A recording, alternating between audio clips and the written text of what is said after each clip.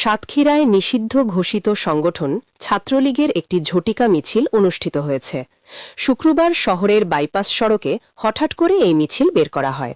প্রত্যক্ষদর্শীরা জানান, মিছিলটি খুব অল্প সময়ের জন্য অনুষ্ঠিত হয়।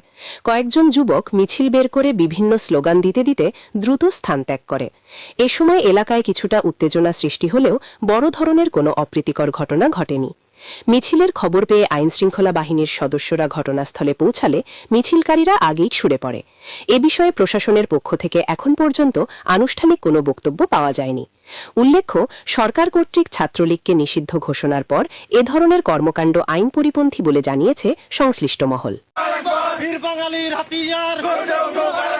ছাত্রলীগের হাতিয়ার বঙ্গবন্ধু, লড়াই লড়াই লড়াই চাই, লড়াই করে বাঁচতে চাই, শেখ হাসিনার ভয় নাই।